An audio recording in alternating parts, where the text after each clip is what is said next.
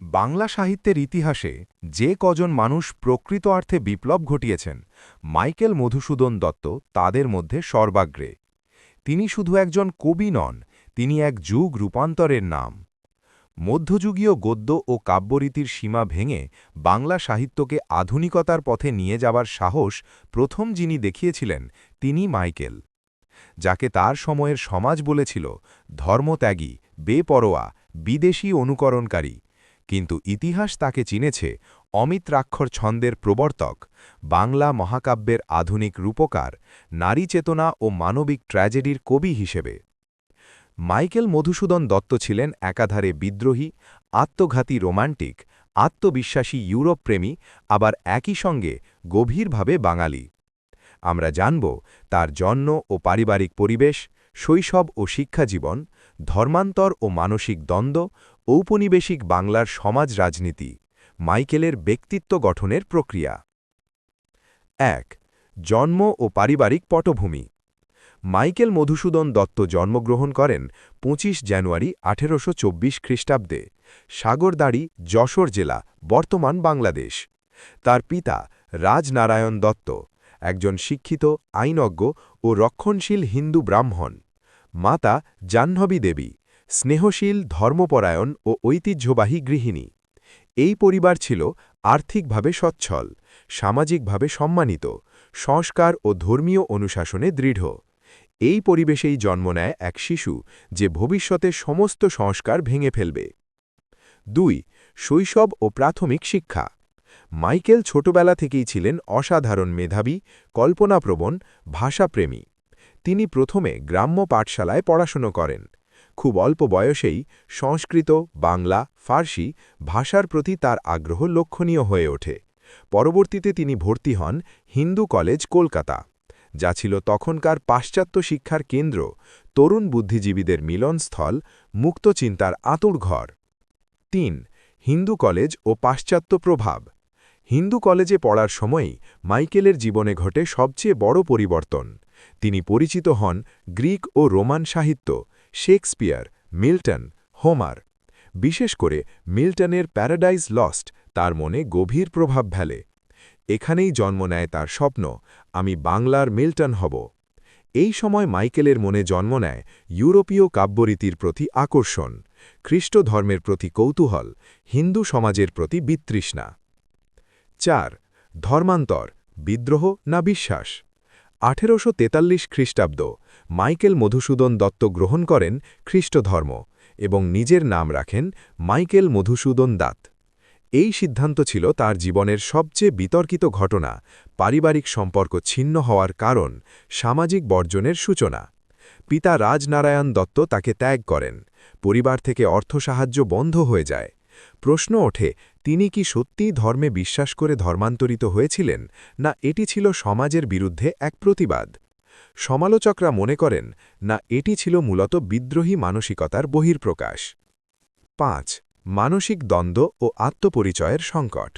ধর্মান্তরের পর মাইকেলের জীবনে শুরু হয় অর্থনৈতিক সংকট, মানসিক একাকিত্ব, আত্মপরিচয়ের দ্বন্দ্ব। একদিকে তিনি হতে চেয়েছিলেন ইউরোপীয় কবি, অন্যদিকে তার রক্তে ছিল বাংলার আবেগ ও ভাষা। এই দ্বন্দ্বই তাকে তৈরি করে স্বগভীর ট্র্যাজিক চরিত্র, আত্মসংঘর্ষে জর্জরিত শিল্পী। ৬. ঔপনিবেশিক বাংলা ও মাইকেল। মাইকেল জন্মেছিলেন এমন এক সময়ে ব্রিটিশ শাসন সুদৃঢ়, শিক্ষিত সমাজ বিভক্ত, একদল পাশ্চাত্যপন্থী, একদল রক্ষণশীল ঐতিহ্যবাদী। মাইকেল দাঁড়িয়েছিলেন এই দুই জগতের মাঝখানে। তিনি ছিলেন বাঙালি হয়েও ইউরোপমুখী, খ্রিস্টান হয়েও ভারতীয়, আধুনিক হয়েও গভীরভাবে ট্র্যাজিক। এই দ্বন্দ্বই পরবর্তীতে তার সাহিত্যকে দেয় গভীরতা, নাটকীয়তা, ব্যতিক্রমী কণ্ঠস্বর। মাইকেল মধুসূদন দত্তের সাহিত্যজীবন কোনো স্বাভাবিক মসৃণ যাত্রা ছিল না। এটি ছিল একাধারে বিদ্রোহ, পরীক্ষা, ব্যর্থতা ও মহত্বের গল্প। তিনি প্রথমে বাংলায় নয়, ইংরেজি ভাষায় সাহিত্যচর্চা শুরু করেন। তার বিশ্বাস ছিল ইউরোপীয় ভাষাতেই তিনি বিশ্বমানের কবি হতে পারবেন। কিন্তু নিয়তির এক অদ্ভুত বাঁকে, যার হাত ধরে বাংলা সাহিত্য পেল তার সবচেয়ে বড় বিপ্লব, তিনি নিজেই প্রথমে বাংলাকে অবহেলা করেছিলেন। আমরা জানব মাইকেলের সাহিত্যচর্চার প্রথম পর্ব। ইংরেজি সাহিত্যে ব্যর্থতা ও উপলব্ধি, বাংলায় প্রত্যাবর্তন, অমিত্রাক্ষর ছন্দের জন্ম, মেঘনাদবধ কাব্য রচনার প্রেক্ষাপট ও তাৎপর্য। কেন মেঘনাদ বাংলা সাহিত্যের প্রথম আধুনিক ট্র্যাজিক নায়ক? ইংরেজি সাহিত্য দিয়ে শুরু এক ভুল স্বপ্ন। ধর্মান্তরের পর মাইকেল মনে করেছিলেন, আমি ইংরেজি ভাষাতেই কবি হব, বাংলায় নয়। তিনি লিখলেন the captive lady, visions of the past. এই সব কাব্য ছিল ইউরোপীয় রোম্যান্টিক ধারার অনুকরণ।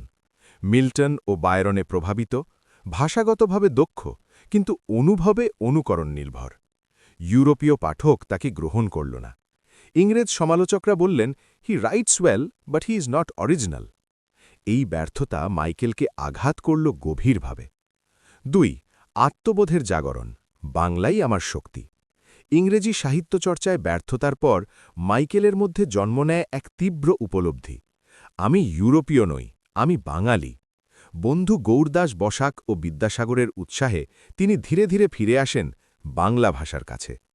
এই প্রত্যাবর্তন ছিল তার জীবনের সবচেয়ে গুরুত্বপূর্ণ মোড়, বাংলা সাহিত্যের ইতিহাসে এক যুগান্তকারী মুহূর্ত। ৩. বাংলা নাটকের সূচনা, প্রহসন ও বিদ্রূপ। বাংলায় ফিরে মাইকেল প্রথমে কবিতা নয়, নাটক লিখতে শুরু করেন। উল্লেখযোগ্য প্রহসন একেই কি বলে সভ্যতা, বুড়ো শালিকের ঘাড়ে রো। এই নাটকগুলোতে তিনি বাবু সংস্কৃতিকে ব্যঙ্গ করেছেন, কৃত্রিম ইংরেজি অনুকরণকে বিদ্রূপ করেছেন, সমাজের ভণ্ডামিকে উন্মোচন করেছেন। বাংলা সাহিত্যে এই ধরনের সামাজিক ব্যঙ্গনাটক আগে ছিল না। ৪. ট্র্যাজেডির পথে যাত্রা, বাংলা নাটকের নতুন রূপ। প্রহসনের পর মাইকেল লিখলেন গম্ভীর ট্র্যাজিক নাটক, শর্মিষ্ঠা, কৃষ্ণকুমারী। এখানেই তিনি প্রথম প্রমাণ করেন, বাংলা নাটক কেবল পৌরাণিক বা যাত্রাধর্মী নয়, এটি হতে পারে মানবিক ট্র্যাজেডির আধার। বিশেষ করে কৃষ্ণকুমারী নাটকে আত্মত্যাগ, রাজনৈতিক দ্বন্দ্ব, ব্যক্তিগত ট্র্যাজেডি বাংলা নাটককে নতুন উচ্চতায় নিয়ে যায়। ৫. অমিত্রাক্ষর ছন্দ, ছন্দে বিপ্লব। বাংলা কবিতা তখনও বন্দী ছিল মিল, মাত্রাবদ্ধ ছন্দে, মধ্যযুগীয় কাব্যরীতিতে। মাইকেল এই শৃঙ্খল ভাঙলেন। কি অমিত্রাক্ষর ছন্দ? মিল নেই, কিন্তু আছে ছন্দ, ভাব প্রকাশে স্বাধীনতা, নাটকীয় গতি। বাংলায় এই ছন্দ আগে কেউ ব্যবহার করেননি। মাইকেল নিজেই বলেছিলেন, blank verse is the only proper vehicle for epic poetry. ৬. Meghnadbadh Kabya, এক বিপ্লবী মহাকাব্য। রচনাকাল ১৮৬১। মেঘনাদবধ কাব্য শুধু একটি কাব্য নয়, এটি বাংলা সাহিত্যের ইতিহাসে এক বিপ্লব। কেন এটি বিপ্লবী? অমিত্রাক্ষর ছন্দে রচিত, রামায়ণের কাহিনী উল্টে দেখা, রাবণ ও মেঘনাদকে নায়ক রূপে উপস্থাপন, রাম ও লক্ষণকে মানবিক দুর্বলতায় দেখানো। ৭. মেঘনাদ, প্রথম আধুনিক ট্র্যাজিক নায়ক। মধ্যযুগীয় সাহিত্যে নায়ক মানেই নিখুঁত, দেবতুল্য, প্রশ্নহীন। মাইকেল এই ধারণা ভেঙে দিলেন। মেঘনাদ সাহসী, প্রেমিক, দেশপ্রেমিক, কিন্তু নিয়তির কাছে পরাজিত। তিনি ভিলেন নন, তিনি এক ট্র্যাজিক নায়ক। এই দৃষ্টিভঙ্গি ছিল সম্পূর্ণ পাশ্চাত্য ট্র্যাজেডি চেতনার ফল, বাংলা সাহিত্যে একেবারেই নতুন। আক, নারীর রূপান্তরিত চিত্র। মেঘনাদবধ কাব্যে নারী চরিত্র, প্রমীলা, সীতা, এরা কেউই নিশ্চিত ছায়ামাত্র নয়। প্রমীলা সাহসী, প্রেমে দৃঢ়, স্বামীর মৃত্যুতেও মর্যাদাবান। এটি বাংলা সাহিত্যে নারীর শক্তিমান রূপ। ৯. সমালোচনা ও বিতর্ক। মাইকেলের এই কাব্য নিয়ে তখন তীব্র বিতর্ক হয়। সমালোচকরা বলেন, রামায়ণ বিকৃতি, পৌরাণিক অবমাননা। কিন্তু তরুণ প্রজন্ম বুঝে নেয়, বাংলা সাহিত্য এক নতুন যুগে প্রবেশ করেছে। যদি মেঘনাদবধ কাব্য মাইকেল মধুসূদন দত্তকে অমর কবি করে থাকে, তবে তার অন্যান্য কাব্য ও নাটক তাকে প্রতিষ্ঠা করেছে একজন সম্পূর্ণ সাহিত্যিক ব্যক্তিত্ব হিসেবে। এই পর্যায়ে এসে তিনি শুধু ছন্দ বা আঙ্গিকের বিপ্লবী নন, তিনি হয়ে ওঠেন মানবিক আবেগ, প্রেম, বেদনা ও আত্মসংঘাতের কবি। আমরা দেখব মেঘনাদবধ পরবর্তী সাহিত্যকর্ম, সনেট ও চতুর্দশপদীর প্রবর্তন, ইউরোপীয় সাহিত্য প্রভাব, প্রেম, দাম্পত্য ও ব্যক্তিগত সংকট, ঋণ, দারিদ্র্য ও মানসিক ভাঙন। ১. সনেটের জন্ম, চতুর্দশপদীর প্রবর্তন। মাইকেল বাংলা সাহিত্যে শুধু অমিত্রাক্ষর ছন্দই নয়, সনেট বা চতুর্দশপদী কবিতার প্রবর্তক। বিখ্যাত সনেট গ্রন্থ চতুর্দশপদী কবিতাবলী। এই সনেটগুলোতে ব্যক্তিগত বেদনা, নির্বাসনের যন্ত্রণা, মাতৃভূমির প্রতি প্রেম, আত্মবোধ ও অনুশোচনা প্রকাশ পায় গভীরভাবে। একটি বিখ্যাত পংক্তি, হে বঙ্গ, ভাণ্ডারে তব বিবিধ রতন, তা সবে অবোধ আমি অবহেলা করেছি। এই পংক্তিতেই ধরা পড়ে মাইকেলের আত্মস্বীকারোক্তি ও অনুতাপ। ২. অন্যান্য কাব্যকর্ম, পুরাণের নতুন পাঠ।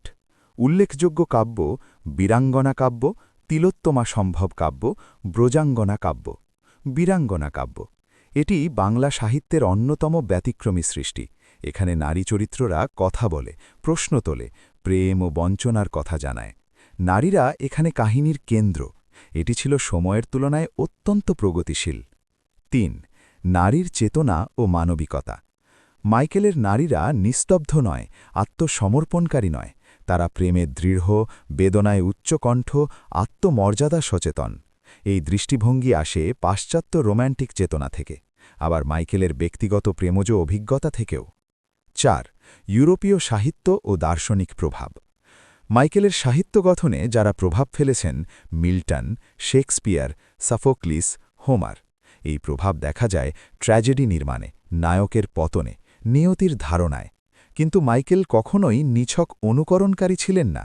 তিনি পাশ্চাত্য কাঠামোয় দেশীয় আত্মা স্থাপন করেছিলেন। ৫. প্রেম ও দাম্পত্য জীবন। মাইকেলের ব্যক্তিগত জীবন ছিল অস্থির, আবেগপ্রবণ ও ট্র্যাজিক। তার বিবাহ প্রথমে ইংরেজ নারী রেবেকা ম্যাকটাভিস, পরে ফরাসি নারী হেনরিয়েটা সোফিয়া হোয়াইট। এই সম্পর্কগুলোতে ছিল সাংস্কৃতিক দ্বন্দ্ব, অর্থনৈতিক চাপ, সামাজিক বিচ্ছিন্নতা। তিনি পরিবার থেকে বিচ্ছিন্ন ছিলেন, আবার ইউরোপীয় সমাজেও পুরোপুরি গ্রহণযোগ্য হননি। ৬. অর্থনৈতিক সংকট ও ঋণ। মাইকেল ছিলেন বিলাসী, আবেগপ্রবণ, অর্থব্যবস্থাপনায় অদক্ষ। ফলে আজীবন ঋণে জর্জরিত, বন্ধুবান্ধবের সাহায্য নির্ভর, মানসিকভাবে ভেঙে পড়া। এ সময় তার চিঠিগুলো পড়লে বোঝা যায় কতটা গভীর দুঃখ ও হতাশা তাকে ঘিরে রেখেছিল। ৭. প্যারিস ও নির্বাসনের বেদনা।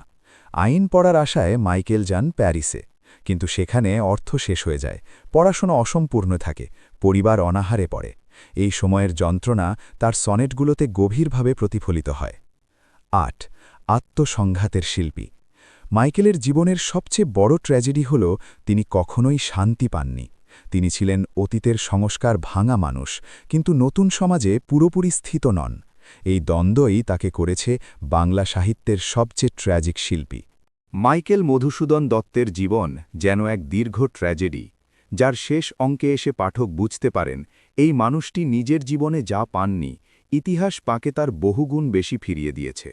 যিনি জীবদ্দশায় দারিদ্র্য, অবহেলা ও বিদ্রূপের শিকার হয়েছিলেন, তিনিই মৃত্যুর পর হয়ে ওঠেন বাংলা আধুনিক সাহিত্যের ভিত্তিস্তম্ভ। আমরা দেখব মাইকেলের শেষ জীবন ও শারীরিক অবস্থা, মৃত্যুর করুণ প্রেক্ষাপট, সমকালীন প্রতিক্রিয়া, পরবর্তী সাহিত্যিক মূল্যায়ন, বাংলা সাহিত্যে তার চিরস্থায়ী অবদান। শুরুতে ১. শেষ জীবনের করুণ অধ্যায়। ইউরোপে ব্যর্থতা ও দারিদ্র্যের পর মাইকেল ফিরে আসেন কলকাতায়, কিন্তু তখন তার জন্য অপেক্ষা করছিল ভাঙা শরীর, ঋণে জর্জরিত জীবন, সাহিত্যিক স্বীকৃতির অভাব। তিনি তখন আইন পেশায় যুক্ত হলেও নিয়মিত আয় ছিল না, পরিবার চালাতে হিমশিম খেতেন। তার স্ত্রী হেনরিয়েটা ও সন্তানরা প্রায়ই অভুক্ত থাকতেন। ২. শারীরিক অবনতি ও মানসিক ক্লান্তি। শেষ দিকে মাইকেল আক্রান্ত হন অস্বাস্থ্য, অতিরিক্ত মদ্যপানজনিত সমস্যা, মানসিক অবসাদ।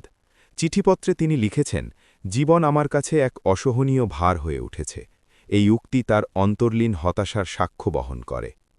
৩. স্ত্রীর মৃত্যু, চূড়ান্ত আঘাত। ১৮৭৩ খ্রিস্টাব্দ মাইকেলের স্ত্রী হেনরিয়েটা মৃত্যুবরণ করেন। এই মৃত্যু ছিল তার জীবনের সবচেয়ে বড় মানসিক আঘাত। স্ত্রীর মৃত্যুর মাত্র ৩ দিন পর মাইকেলও নিজে মৃত্যুবরণ করেন। ৪. মৃত্যু, দারিদ্র্য ও নিঃসঙ্গতার পরিসমাপ্তি।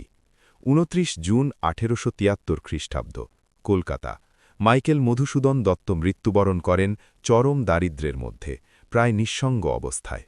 তার শেষকৃত্য হয়েছিল বন্ধু ও শুভানু জাইদের সাহায্যে।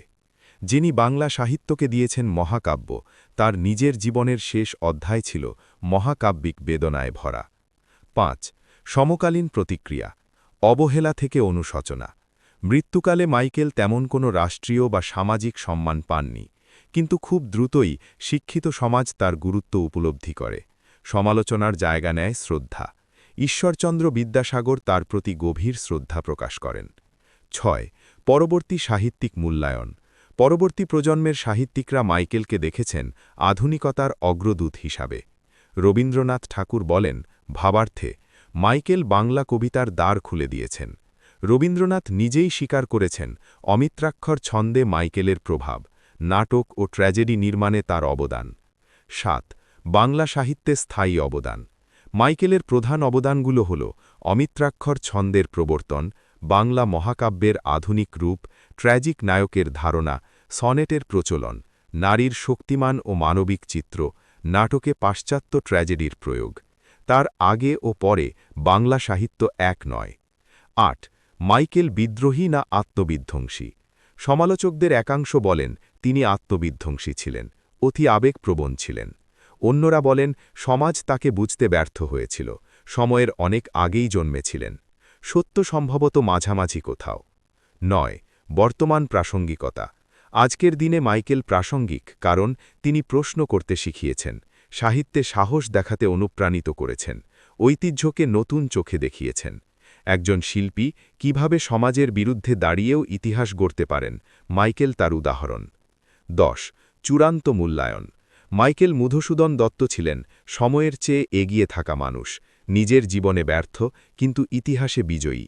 তিনি প্রমাণ করেছেন একজন শিল্পী মূর্তে পারেন, কিন্তু তার শিল্প কখনো মরে না। সমাপ্তি কথা। মাইকেল মধুসূদন দত্ত বাংলা সাহিত্যের সেই নাম যার জীবন আমাদের কাঁদায় আর সাহিত্য আমাদের গর্বিত করে। প্রিয় দর্শক, আপনি যদি এই ধরনের ঐতিহাসিক ও শিক্ষণীয় কাহিনী শুনতে ভালোবাসেন, তাহলে অনুগ্রহ করে আমাদের চ্যানেলটি সাবস্ক্রাইব করুন এবং নোটিফিকেশন বেল আইকনটি অন করে রাখুন। আপনাদের ভালোবাসা ও সমর্থন আমাদের এগিয়ে যাওয়ার প্রেরণা যোগায়। আল্লাহ হাফেজ।